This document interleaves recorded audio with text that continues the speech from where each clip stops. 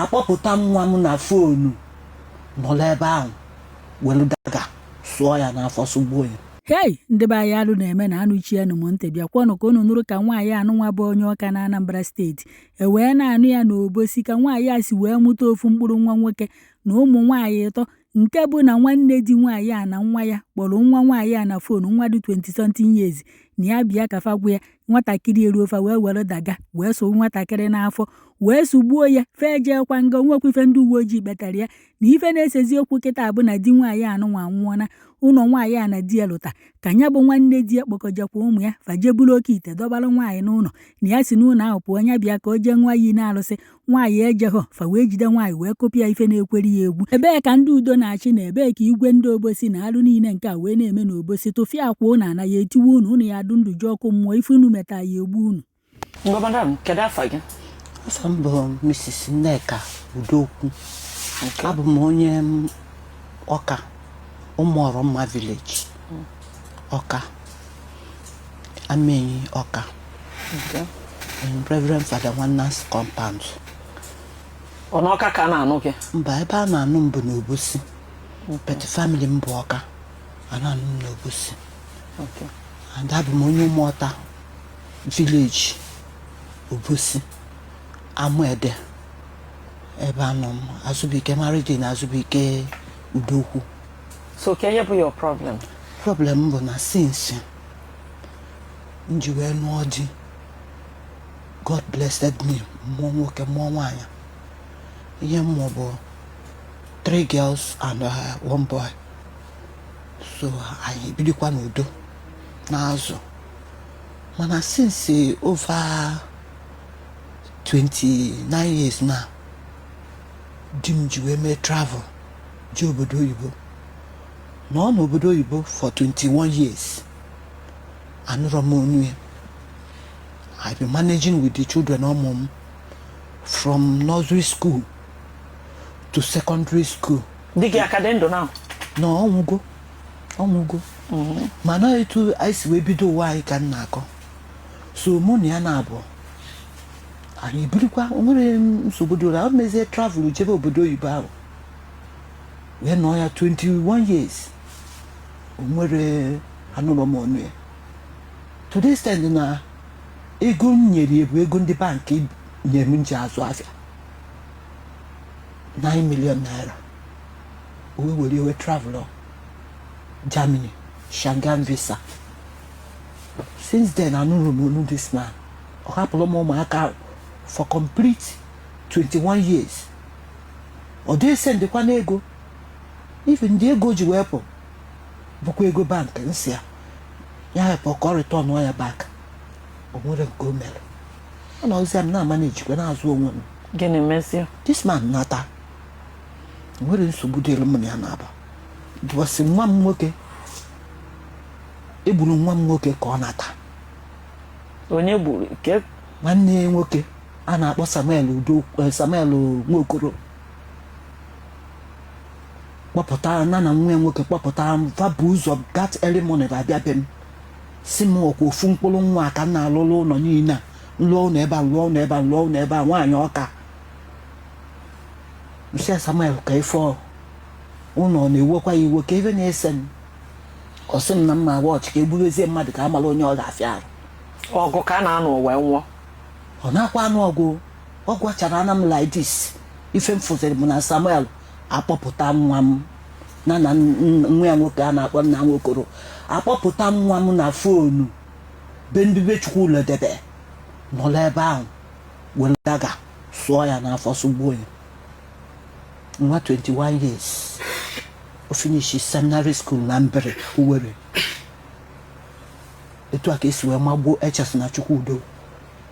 Ke ndị magburu ya ka ha nọkwa na prison. Fa nọkwa na prison o. Na anyị ejebe nje state CID Ọka. Nga make entry. Make entry ebe ahụ.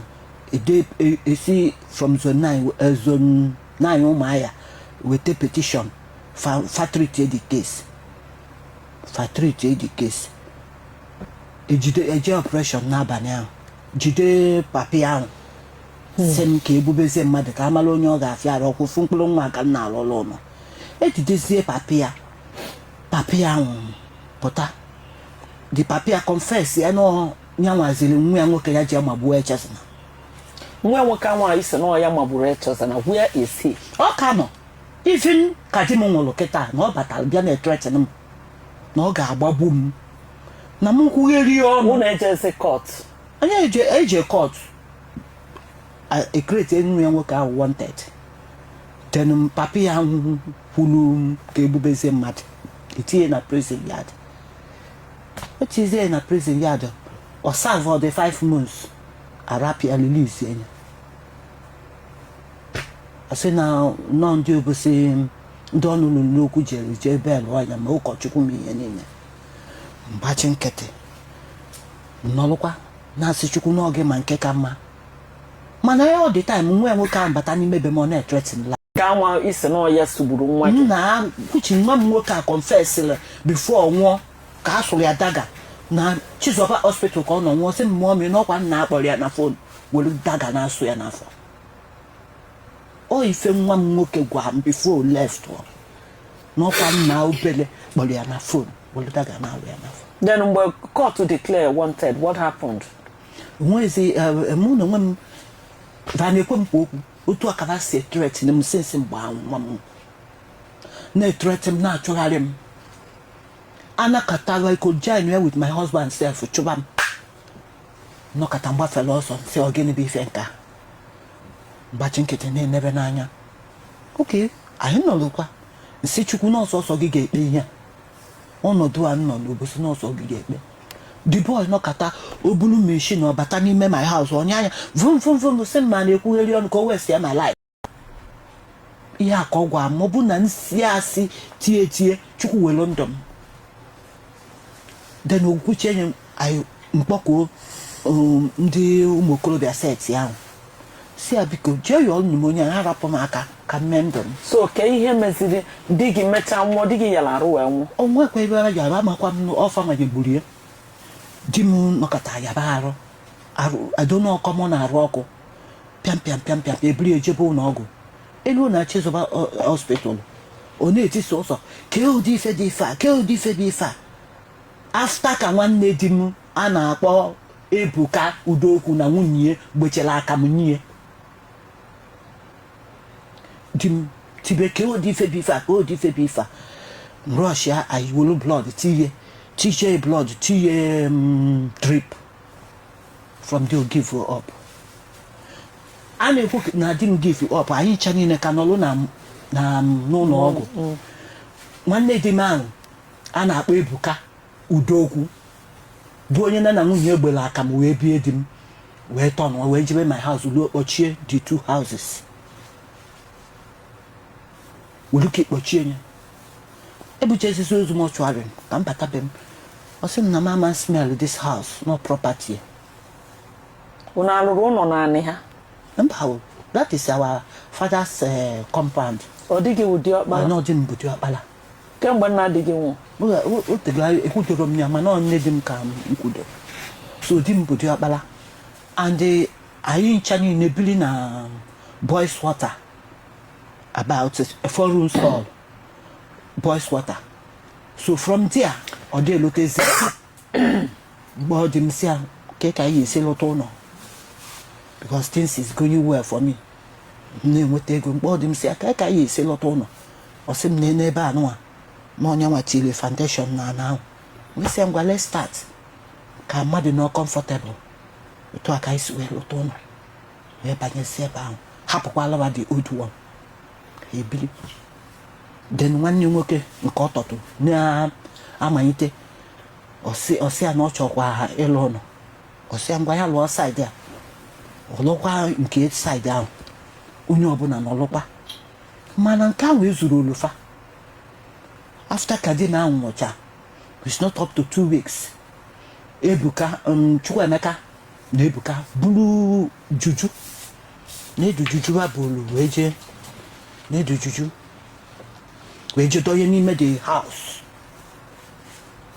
Ọ n'ụdị oke ite ka ọ n'ụdị gịnị? Amara m ọ sị m nọ ebe ahụ ka di m siri aba were wee merụzie shram fa di gị nwa anwụ di m nwa anwụ wee sị ka ka di m ga-esi weluzi ụlọ nlọta 4 rooms hall big hall wee melu shiran not draw possible rabụpụrụ m dete na ebe ahụ fajụ.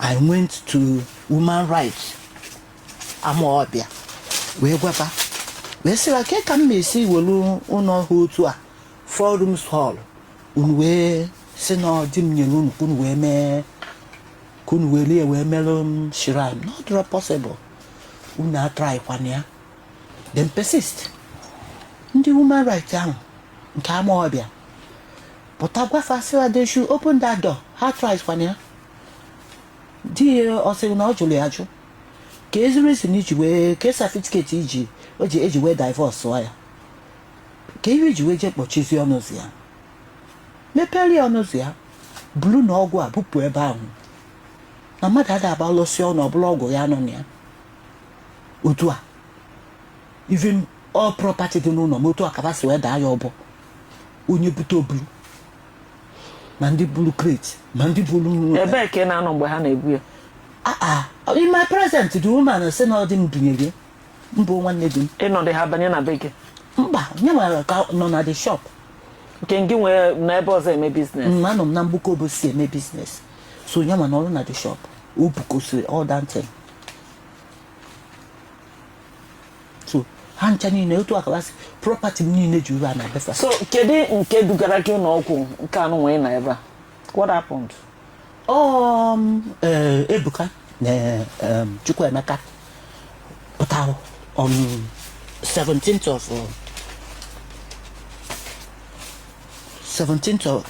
of this last 2 months wee serve m akwụkwọ kpọọ m kedu jezili m n'ọgwụ anụ aba ji wee kwugbusie mpụ pasavụrụ m akwụkwọ a na-akpọ akwụkwọ Okwu-Olise alụsị. Akwụkwọ alụsị? Trial by ordeal. Wee pụta wee sị m enwekwa dị nọ criminal offense. Wee pụta wee sị m bịa ka ije kee property. Property nke one? Amara m property ọnwa amara ebe di m gosinigo m na ba nwere ana topless of property. Sị m bịa ka ije kee property wee sị ya kee property m na gị na-eke wee jekwa wee were akwụkwọ wee reply ya baba wee jelube na leta sịba na nwere property m na unu na-eke and fazie na-arụ m na nwaanyị nọ na mkpe yipụbe emefe unu chọọ ịkpọrọ m jebe na alụsị na mama nchekwe akwụkwọ a ka m je reply si ya dị onye isi Okwu-Olise pụtazie ife m fụrụ bụ na fa wabata n'ime ụlọ m wee kụpa m ọkwa ma ụmụ ha ma nwa m nwaanyị gaba school run immediately ọ na-apụ it's not up to 3 minutes o ji wee pụọ fa wee wabata n'ime ụlọ ahụ wee kụpa m fasị wolu ma mmụọ ki ama mmụọ okwute ha subject ba ji wee na-asụ m isi sugide m ya wee tọbọlụ na ebe ahụ ka m tọbọziri na ebe ahụ all of them run out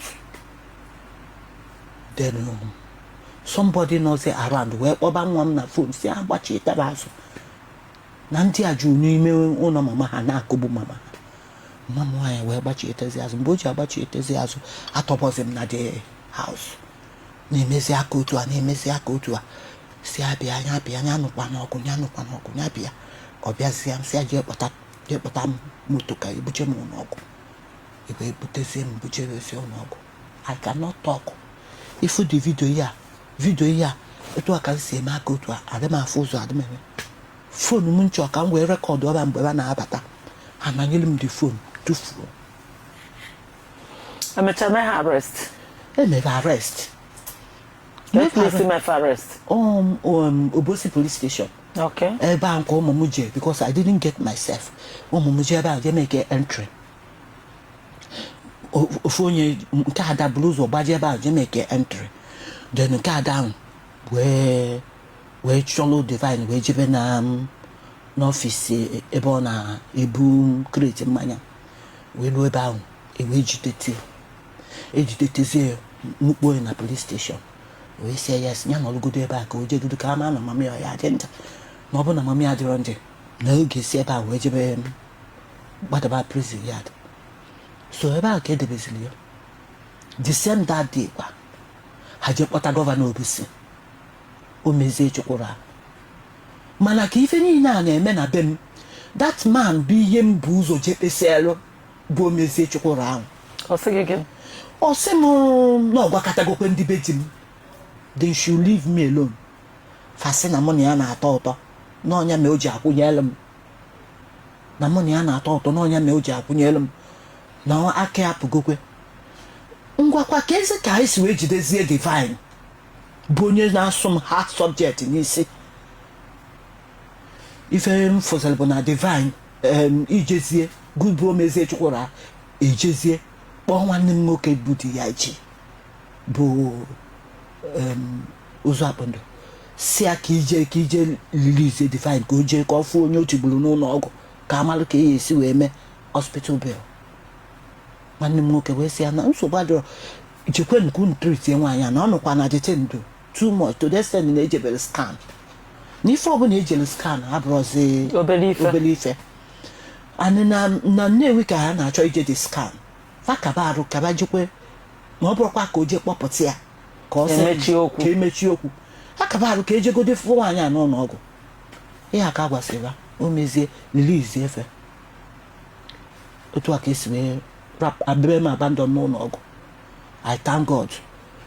Ndị mmadụ bịa n'afọ m.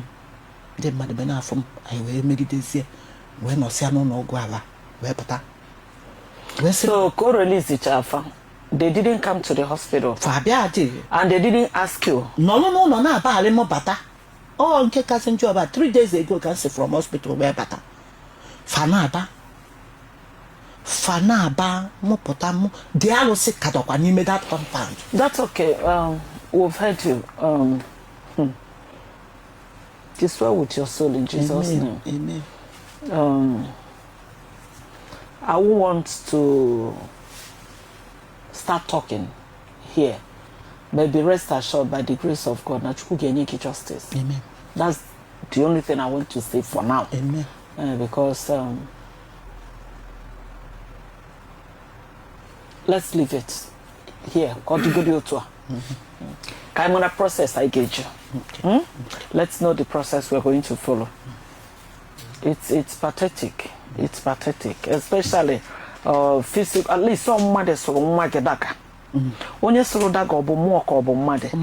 At least afro na so daga. Yes. So what happened to the person soro daga? I don't know. They declare wanted, and they didn't follow up. They didn't follow up.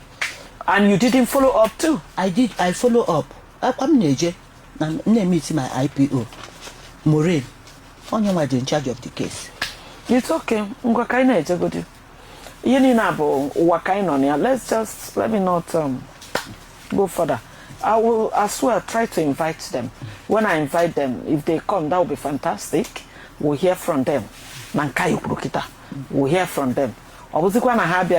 We won't stop. So I think it's better they come. Let's know exactly what happened. Thank you. My dear, thank you.